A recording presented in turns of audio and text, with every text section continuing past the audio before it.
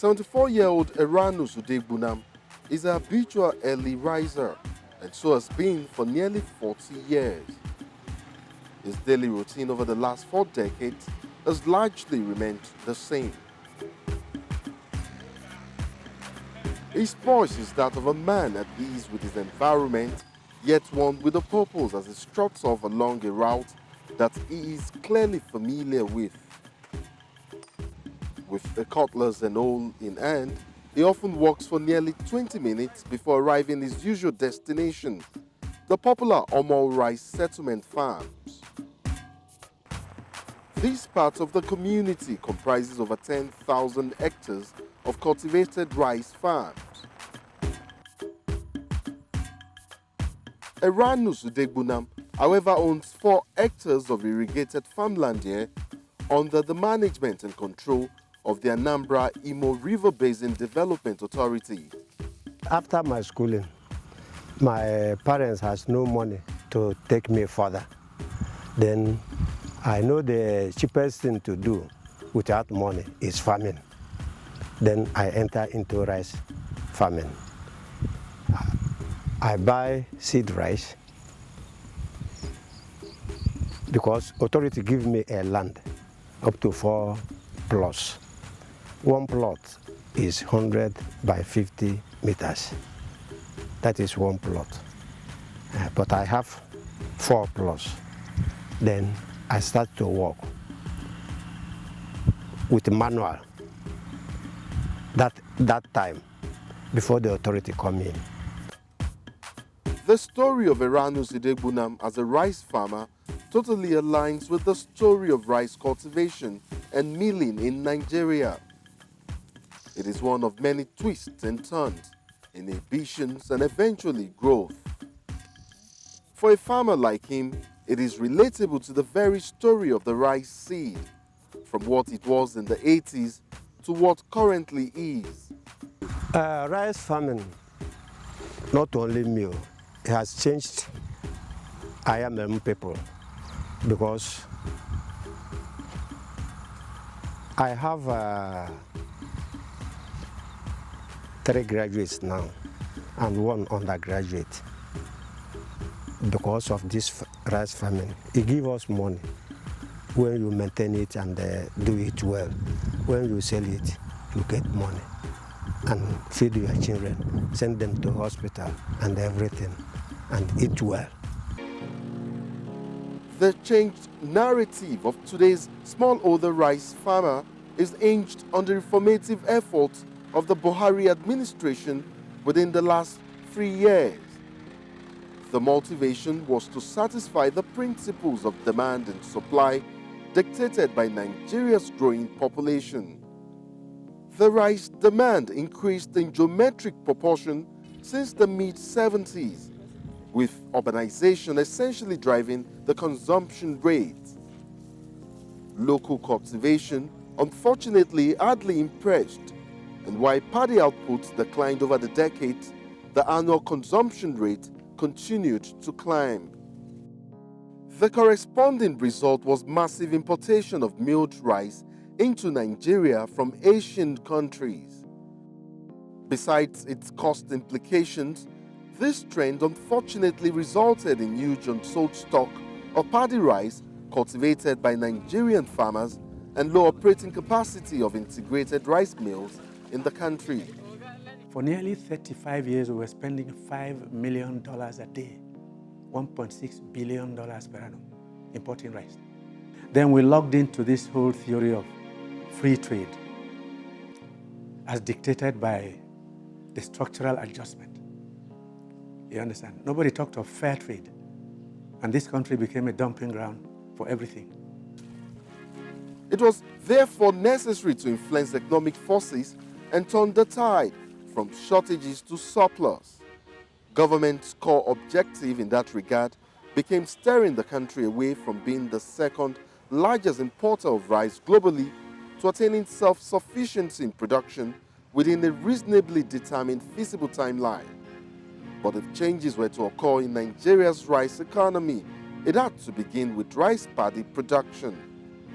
We are at between 5.8 and 6 million tons of paddy rice. The number of farmers growing paddy has risen from 5 million to 12.2 million farmers. More are coming in as we clear more land for them and arrange irrigation facilities. By the end of this planting season, which we're entering, we should be at approaching 8 million tons of paddy, which will give us roughly 6.5 million tons of processed rice. We hope by this time next year, we should be targeting 9 million tons of paddy, because the good thing is that rice grows everywhere in the country. By taking advantage of the green alternative policy of President Muhammadu Buhari's administration, the private sector is now actively in the driver's seat in growing Nigeria's rice economy.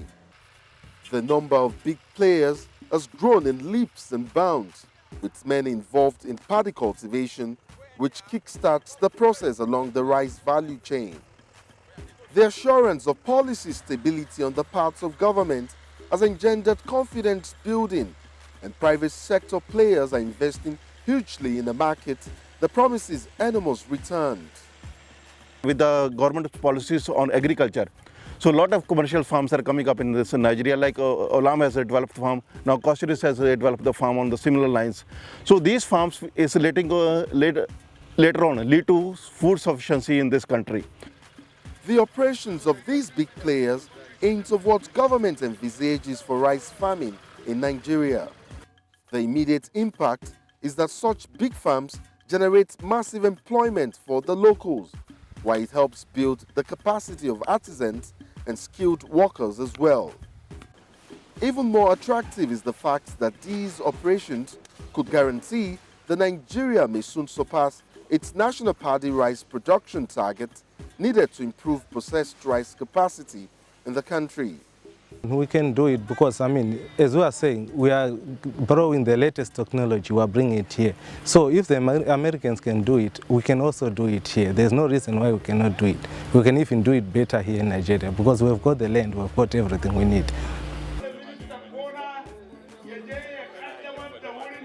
Nigeria's determination to fully commercialize agriculture is defined by the desire to meet national aspirations, such as in the rice sector. From the onset of his administration, President Muhammadu Buhari made bold efforts to facilitate the growth of the sector by liaising with key partners in the value chain. The government prioritized standardized seedlings for rice cultivation and then tackled the Herculean challenge of credits to rice farmers. For the first time in over 4 decades, access to credits for the rice farmer was not a function of mere rhetoric, but a policy action deliberately implemented to effect change. The credit window was the CBN Anchor Borrowers Program. As an incentive, it was particularly attractive for the smallholder farmer for many reasons. The program complements the Growth Enhancement Support Scheme of the Federal Ministry of Agriculture and Rural Development by graduating small farmers from subsistence farming to commercial production. When the CBN then came up in partnership with us on this Anchor Borrowers Program at 9%, that to the farmers was the biggest relief they had seen in years. And even though it is still too high, we're still pushing for 5%, it made all the difference. And it's also brought knowledge because the farmers were used to subsistent kind of farming, but now they are trained on best practices because before the credit is administered, their biometric is taken, basic data, they are mapped to farm. Then we want to be sure that they are the owner of the farm. Then aside from that, we now have the anchor, who will now work with them, who will provide extension services. We now have the insurance, we have the financial institutions, so that all those challenges that have been impacting, that have been a debilitating factor to the growth of the agricultural sector in the country has been addressed. And that's why we are now seeing huge improvement in productivity. Rice farmers in many communities have significantly increased production, arising from the array of services now available to them under the Anchor Borrowers Program. In Kebbi State, rice farming is a booming business. Paddy outputs from the state since 2016 is now estimated at over 1 million tons per harvest. Impressive as that might seem, these farmers are buoyed by government's commitment to their success and are setting new targets. Kebbi has what we call arable fadama of about 600,000 hectares. So when we are talking of rice, you are in Kebbi.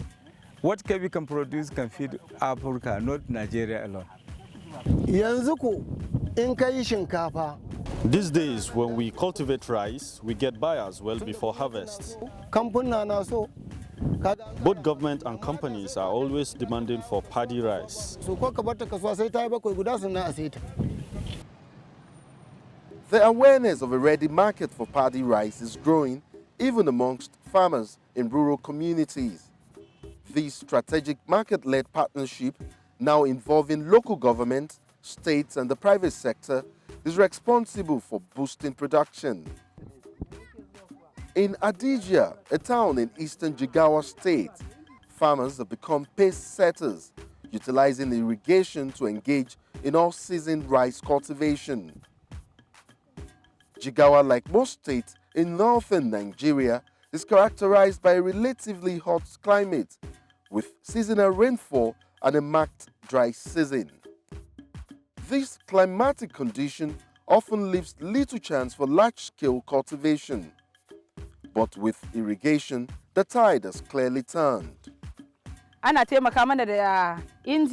They help us farmers with pumping machines and pesticides. We are also guided and supervised by extension workers. Jigawa State is richly blessed by God because of its geographical placement, with average amount of rainfall, and then with a very, let me say, timid wind direction that tends to booster the production and then tends to give rice an environment to thrive well in. The average yield of Jigawa State about 10-20 years ago stands at around 1,800 to 2,900 kilograms per hectare. But as I speak to you today, Jigawa State could boast of an average yield of about 3,500 to almost 4,200 kilograms per hectare. These encouraging figures are music to the ears for a government that has planned big and hopes to also reap big.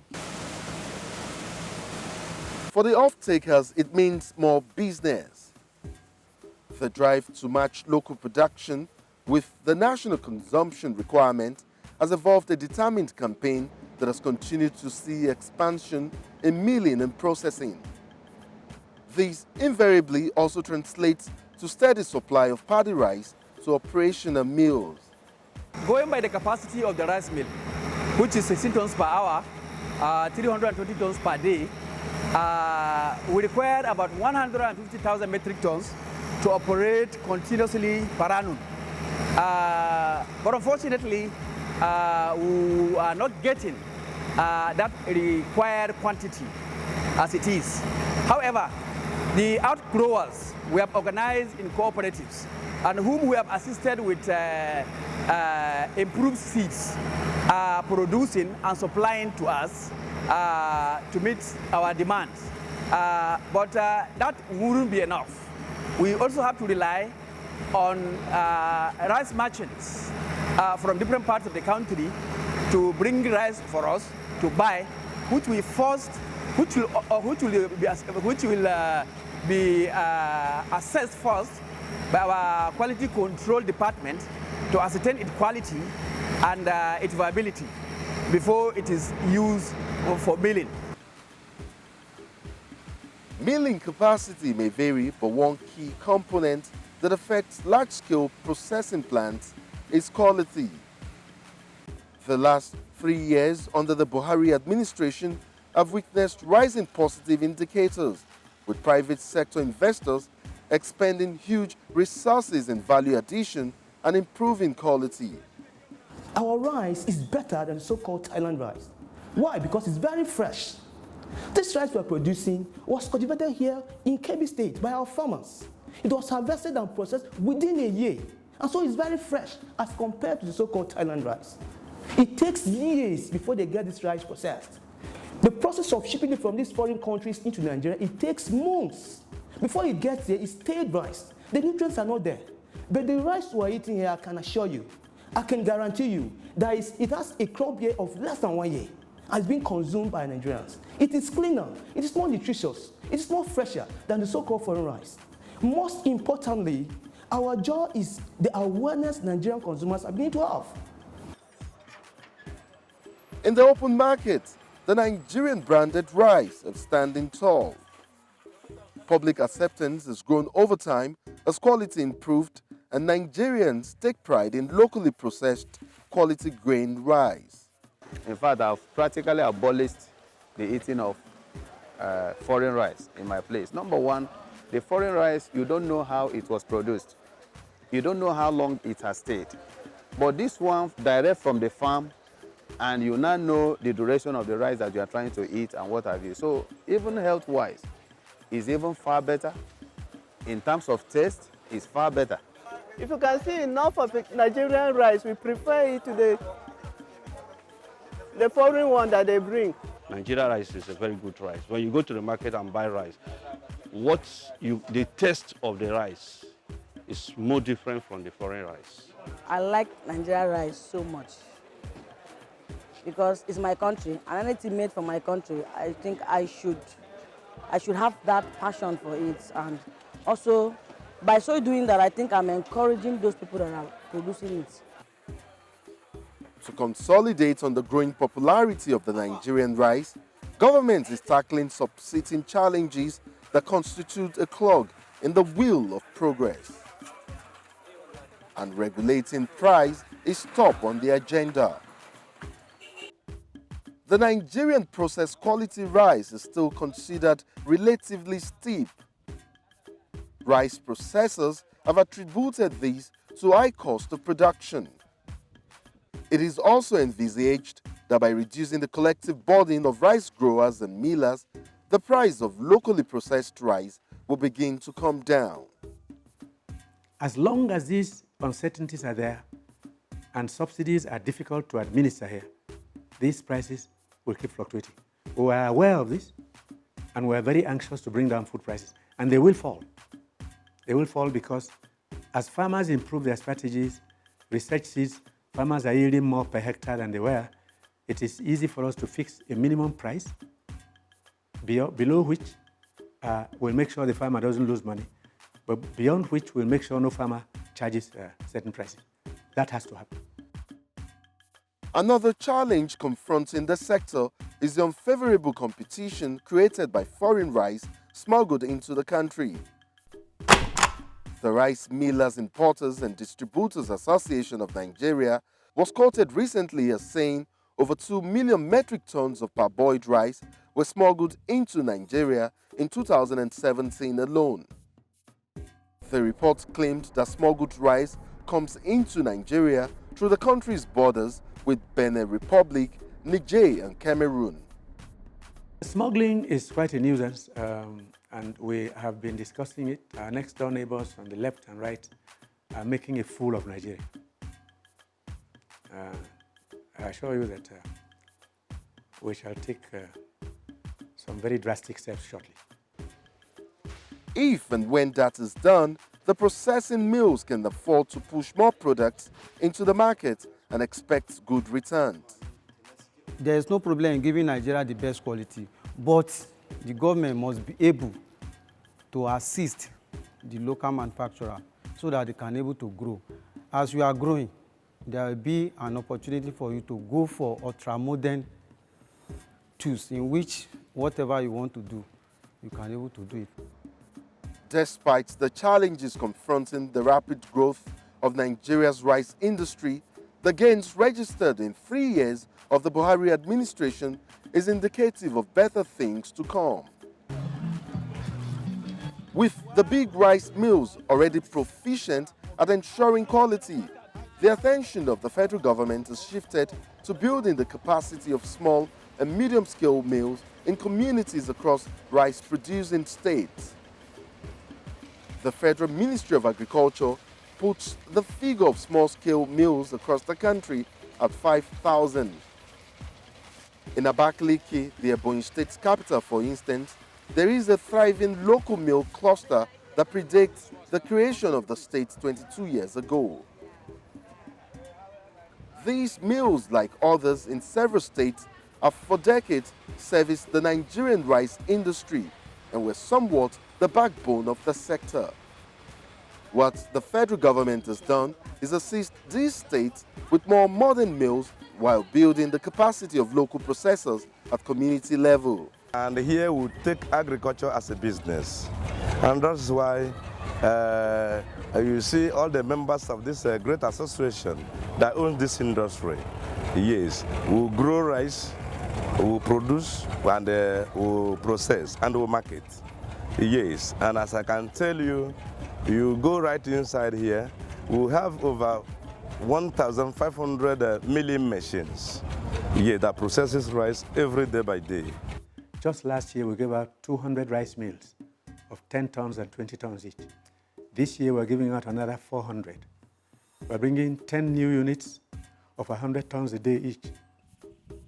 These plans are aimed at making Nigeria effectively self-sufficient in rice production, feeding its growing population and possibly exporting quality processed rice.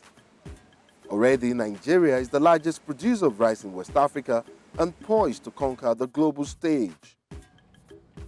The rice farmer, like other key players in the value chain, remains a key linkage in making come true Nigeria's plan of being a global powerhouse in rice production. There are currently 12.2 million registered rice farmers in the country whose efforts collectively revolutionized the sector.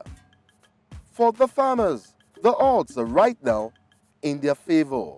Before 2015, the small farmer used to sell his product at a loss, but today, same farmer sell his product at a profit that is minimum of 500% profits. The exponential growth in local rice production has moved the country closer to ultimately ending rice importation. We've reduced the quantity of rice coming in through our ports by 95%, which amounts to a saving of about $5 million a day. And all this happened between December 2015 and now. There are 27 large-scale rice mills and well over 5,000 small mills across the country, processing rice now to international standards. The added impetus is government's new approach to shift focus from production to consumer demand, marketing, and the coordination of product flows from producer to consumer. Most investors in the rice sector fully realize the opportunity to now explore the rice value chain, creating opportunities for a competitive market.